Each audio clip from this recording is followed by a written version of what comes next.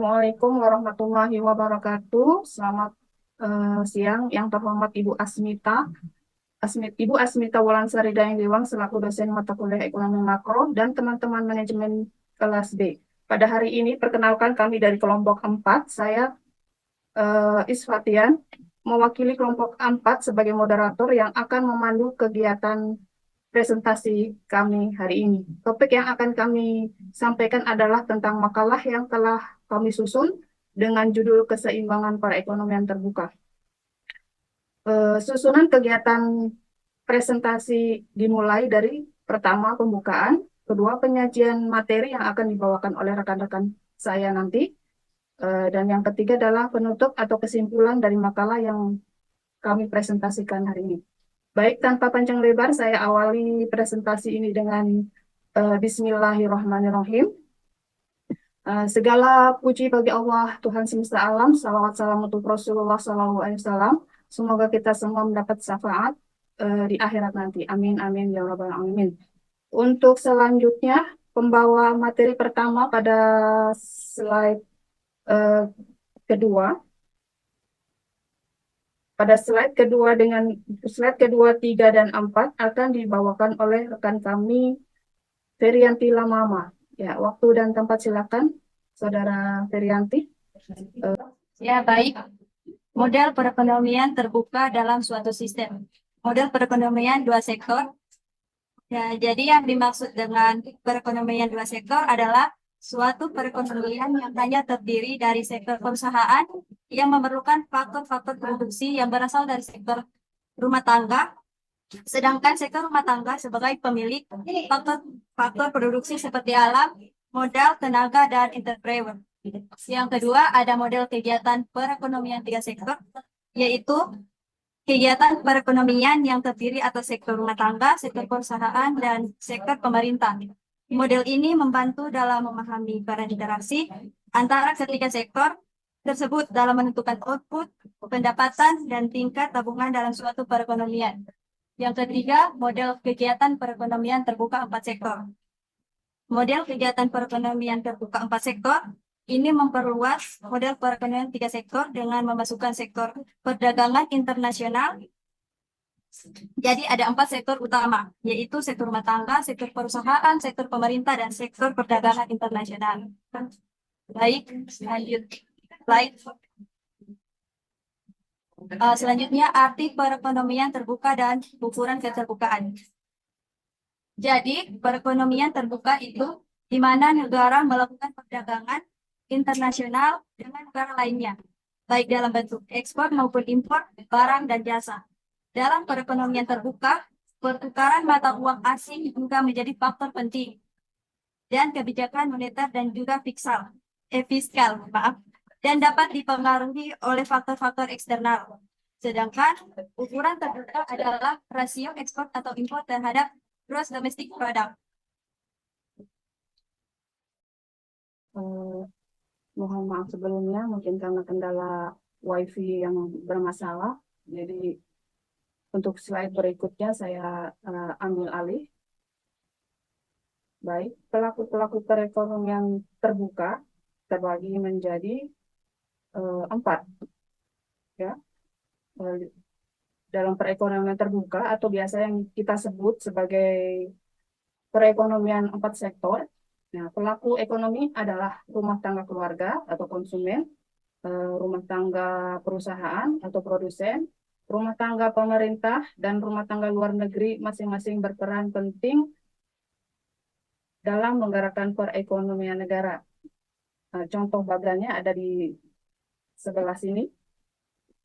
Dapat dilihat ini adalah rumah tangga, pemerintah, perusahaan, internasional, mereka adalah saling berhubungan satu sama lain. Slide berikutnya adalah syarat keseimbangan pendapatan nasional dalam perekonomian terbuka. Jadi,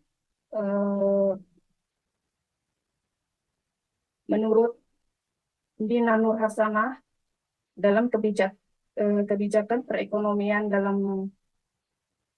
perekonomian tertutup dan terbuka, syarat keseimbangan perekonomian terbuka terdiri dari dua macam.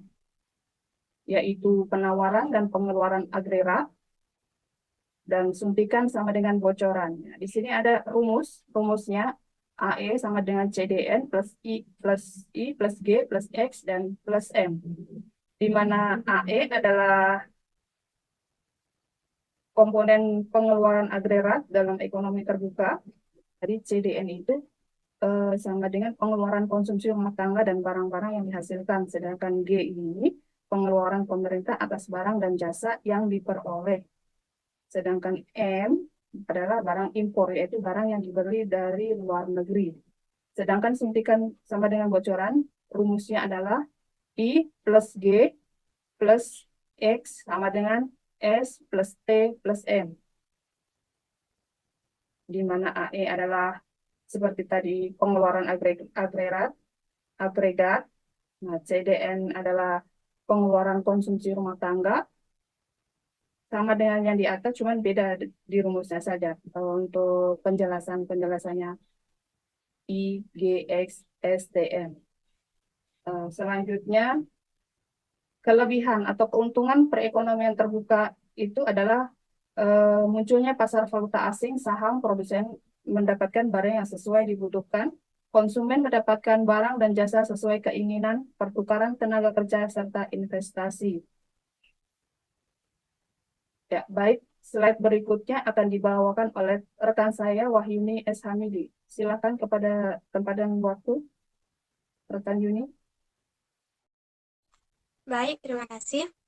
Saya akan menjelaskan tentang masalah perekonomian terbuka, defisit neraca pembayaran, angka pengangguran tinggi, dan inflasi.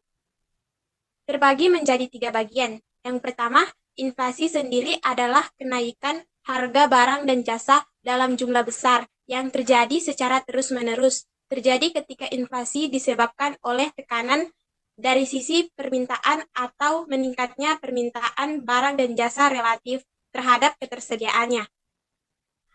Yang kedua, defisit dalam neraca pembayaran. Secara sederhana, neraca pembayaran merupakan suatu catatan sistematis dalam transaksi ekonomi perdagangan internasional yang dilakukan dalam jangka waktu satu periode.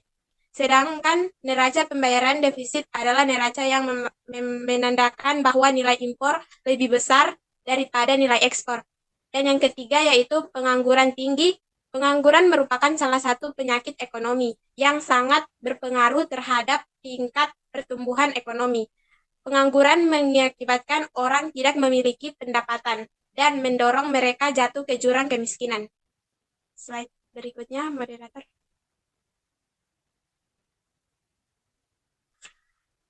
Penyebab terjadinya sistem perekonomian terbuka. Penyebab terjadinya sistem perekonomian terbuka terbagi menjadi 4 bagian. Yang pertama, perbedaan kondisi produk. Alasan perbedaan kondisi suatu produk ini yang lebih cenderung mengarah pada kualitas produk. Juga menjadi alasan terjadinya perdagangan internasional. Misalkan ada salah satu negara yang mempunyai iklim tropis ternyata memiliki kemampuan untuk memproduksi pisang kopi dengan kualitas yang lebih maksimal, yang kemudian diperdagangkan ke luar yang ditukar dengan berbagai macam barang dan jasa di negara lain. Yang kedua, menghemat biaya produksi. Hal ini juga menjadi alasan para produsen untuk melakukan perdagangan secara internasional. Yang ketiga, perbedaan tingkat selera. Walaupun misalkan kondisi sebuah produk dari berbagai daerah itu sama, perdagangan internasional tetap mungkin akan terjadi apabila masing-masing penduduk di suatu negara memiliki selera yang berbeda.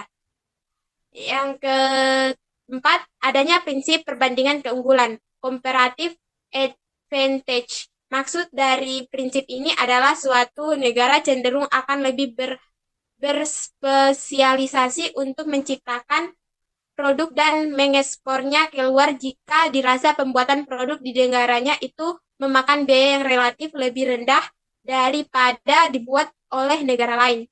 Sekian penjelasan dari saya kembalikan ke moderator.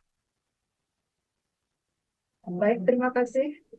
Sebelumnya saya mohon maaf, anggota kami ada 4, cuman satu untuk Muhammad Sabri. Saya sudah menunggunya, tetapi beliau tidak join dan tidak melakukan video bersama kami. Dan untuk rekan saya satunya adalah Ferianti Lamama, mungkin kendala wifi-nya. Jadi hari ini kami hanya 2 orang yang saya merangkap dari moderator yang merangkap menjadi pemateri.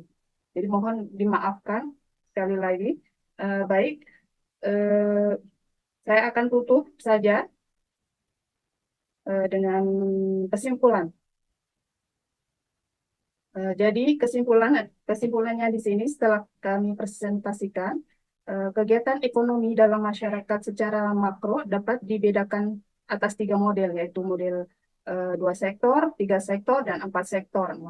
Tadi sudah dijelaskan, masing-masing model perekonomian terdiri atas beberapa indikator atau besaran ekonomi makro yang saling berhubungan dengan satu sama lain.